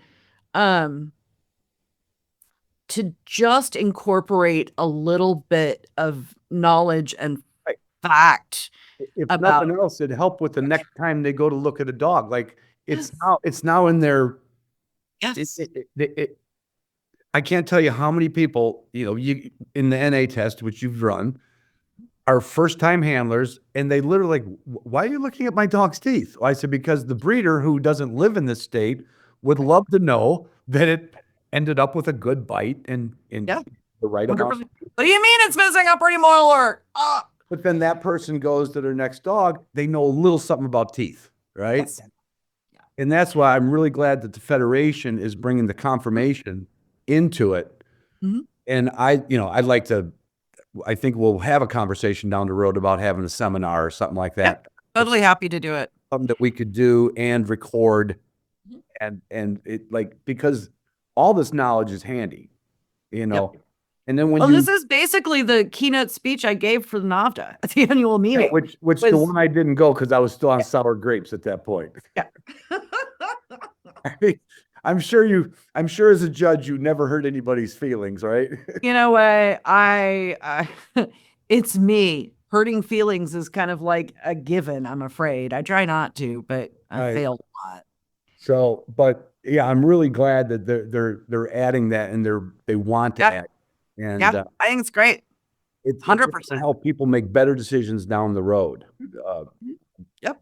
Um, And my mom's second husband is Italian. He used to say he has the Italian navigator eye, right? And he could pick out a dog or a puppy or whatever, and most people can see balance, right? That Italian navigator eye is kind of a thing. It's people who can see balance, who can see, smoothness. right. Those are things that certain people can just see. But Yeah. developing an eye for a dog is what we call it. Yeah. Developing an eye for a dog. Is this a good one or not? What you're looking for and why. And I think the bird dog guys particularly, they want to know why. Right. Why do you not want to have your dog's cathedral chest like this? Well, because there's no place to put its lungs. Right. Right. Hello. So stuff like that. Yeah, no, that is, to me, especially, like, I don't hunt as much as I used to do, but I want to be around dogs more than ever.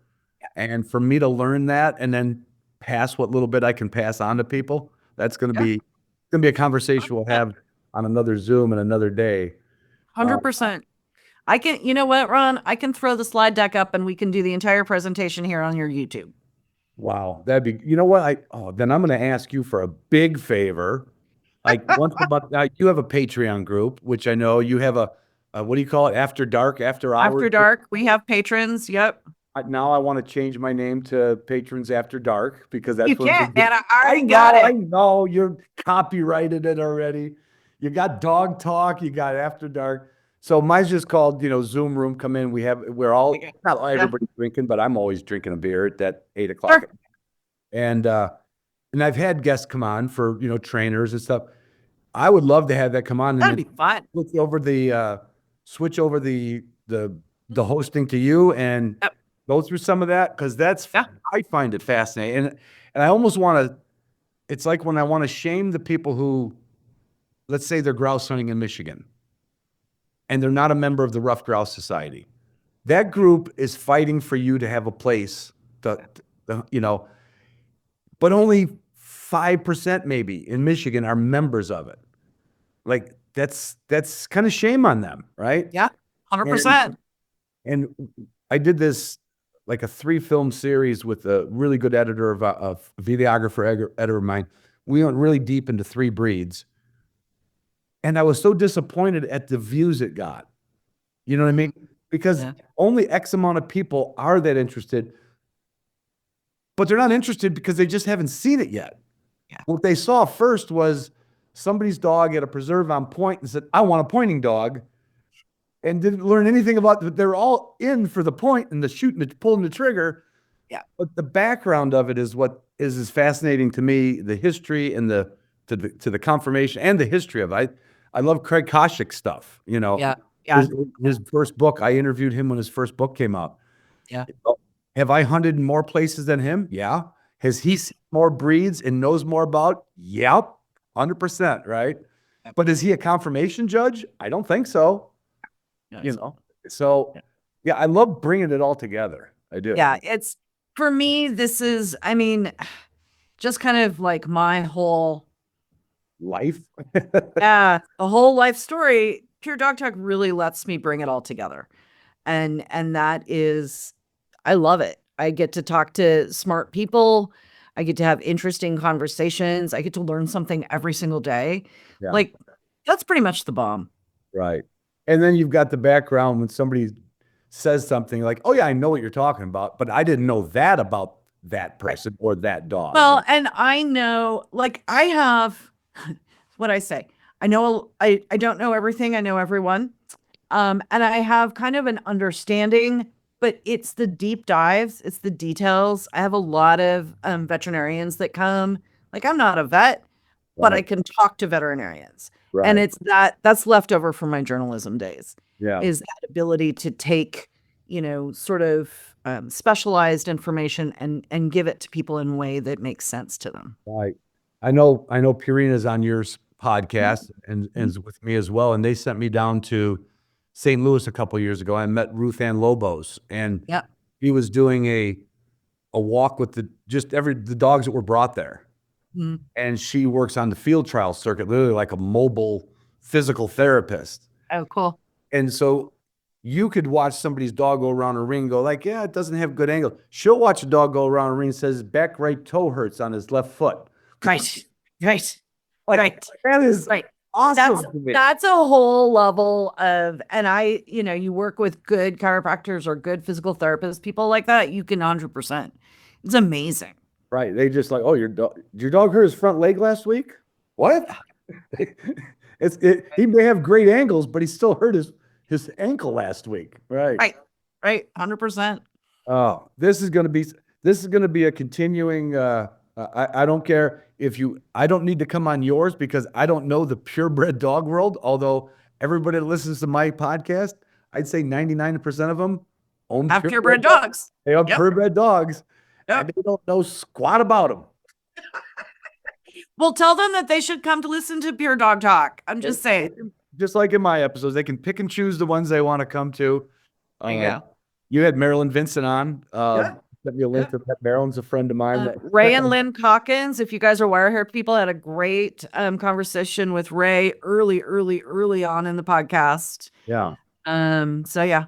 I've got that one queued up for my drive to North Dakota. So Yeah. But Laura, I know you've got places to go. You're going to another I got to show. judge the Clumber National Specialty. I'm judging the regional specialty show at the Clumber National tomorrow. So I'm not going to tie you up. I said we'd almost go 2 hours, and we damn near did. Pretty close.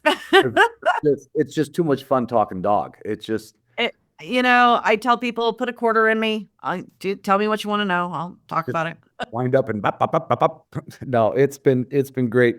And I think certainly the obvious connection is like your background into sporting dogs.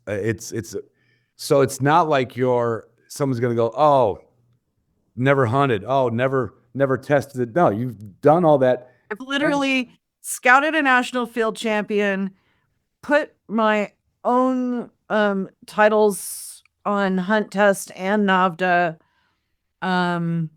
trained I pretty much done the things. Have you run around Westminster too? I have. I won the breed in Spinoni and made the cut in the group the year I retired. Really? Yeah.